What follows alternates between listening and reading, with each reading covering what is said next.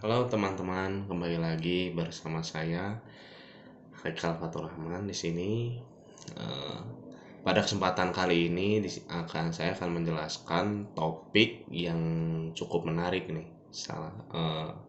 Kebetulan di sini saya dalam rangka memenuhi tugas mata kuliah Psikologi Umum 2. Saya di sini akan membahas tentang dalam bab 6 ya, tentang kesadaran dan perubahan.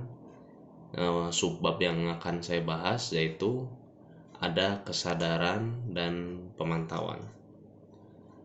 Baik, pertama-tama saya ucapkan terima kasih, ucapkan puji syukur kehadirat Allah Subhanahu wa taala karena eh, kita semua masih diberi kesempatan, masih diberikan kesehatan, nikmat iman dan nikmat nafas pada kali ini, serta junjungan besar juga intinya kita sampaikan kepada Nabi Muhammad SAW, karena hanya beliau, semoga kita semua bisa menjadi pengikutnya hingga akhir zaman nanti, amin.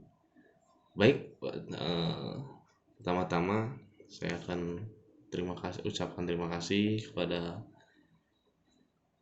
ibu dosen pengampu mata kuliah Psikologi Umum 2, Ibu Irianti Usman Natanegara MA PhD, yang telah memberikan tugas karena dapat menambah keahlian kami khususnya di bidang psikologi ya. Oke, yang pertama-tama yaitu tentang kesadaran. Apa sih itu kesadaran ya? Bagaimana proses kerjanya? Seperti apa proses kesadaran itu sendiri? Menurut di buku Psikologi Umum 2, kesadaran itu artinya kesiagaan kita terhadap stimuli eksternal dan internal, yang artinya peristiwa-peristiwa apapun itu dalam tubuh itu bisa diproses dalam tubuh, memori, dan pikiran. Oke, secara pengertiannya itu sendiri, kesadaran itu melibatkan dua. Yang pertama yaitu pemantauan diri sendiri dan lingkungan. Jadi persepsi, memori, dan proses berpikir itu direpresentasikan dalam kesadaran.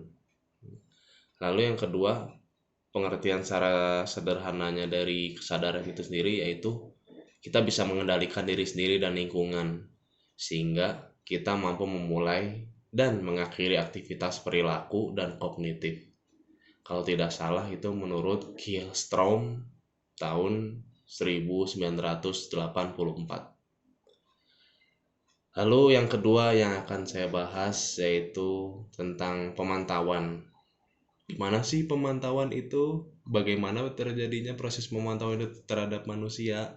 Oke, pemantauan itu artinya pemrosesan informasi dari lingkungan, yang itu merupakan salah satu sistem fungsi sensorik tubuh juga ya. Itu dari pemantauan itu bisa menyebabkan kesadaran tentang apa yang terjadi di sekitar kita dan juga di dalam tubuh kita ini. Tapi sebenarnya kita nggak mungkin memperhatikan semua stimuli ke dalam sampai ke indera kita. Mungkin itu bisa menjadi overload stimuli ya di dalam tubuh kita. Jadi sebenarnya kesadaran kita itu hanya memfokuskan terhadap beberapa peristiwa penting aja sebenarnya gitu, dengan dunia internal atau yang eksternal. Jadi kita itu, indera kita itu memilih dulu gitu, mana nih peristiwa atau stimuli-stimuli yang seharusnya kita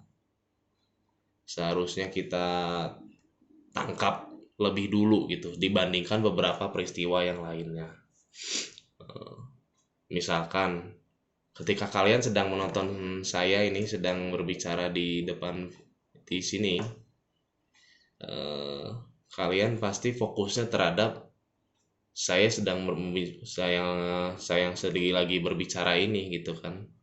Nah, contohnya seperti itulah gitu. Mungkin ketika kalian menonton saya sedang streaming ini, eh, kalian tidak menyadari beberapa stimuli latar yang ada di belakang kalian gitu. Akan tetapi kalian bisa sadar tuh, bisa juga pas saat kalian lagi fokus nonton saya streaming, tetap tahu-tahu ada stimuli yang bisa menyadarkan kalian, misalnya cahaya lampu mendadak mati, udara mulai berasap, atau misalkan Anda semua menonton di ruangan ber AC, tahu-tahu suara pendingin udara mati secara mendadak, itu bisa menyadarkan stimuli Anda juga gitu. Iya. Lalu sebenarnya atensi kita ini lebih condongnya kemana sih? Ke peristiwa yang penting atau yang peristiwa-peristiwa yang lainnya? Baik.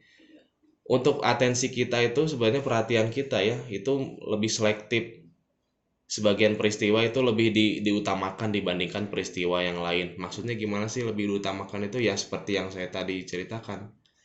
Kalian fokus menonton streaming saya, tetapi kalian tidak menyadari beberapa stimuli latar yang dianggap oleh indera kalian itu kurang penting gitu. Nah, iya seperti itu. Jadi intinya dari pemantauan ini, pengertian dari pemantauan ini, peristiwa itu kita akan menganggap kita akan fokus terhadap stimuli atau peristiwa yang paling penting dulu bagi kelangsungan hidup kita gitu. Misalnya nih, contohnya lagi, jika misalnya kalian sedang lapar atau haus mungkin ya, kalian pasti akan sulit mengerjakan tugas kuliah gitu. Nah, seperti itu contohnya. Lalu misalnya lagi, kalau misalnya kalian sedang nyeri atau apa, kita mendorong pikiran lain itu agar gimana caranya biar si rasa nyeri ini tuh hilang dengan sendirinya, yang pada akhirnya kita akan melakukan sesuatu untuk menghilangkan rasa nyeri tersebut. Oke, mungkin itu saja yang bisa saya jelaskan. Mohon maaf atas keterbatasan ilmu yang saya paparkan ini, karena saya juga masih dalam proses belajar menimba ilmu di UM Bandung. Semoga materi yang saya sampaikan ini bisa dimengerti ya oleh kalian, dan mungkin bisa sangat bermanfaat untuk para mahasiswa psikologi pada umumnya. Akhir kata, jika ada salah kata mohon dimaafkan. Taufiq wal hidayah. Assalamualaikum warahmatullahi wabarakatuh.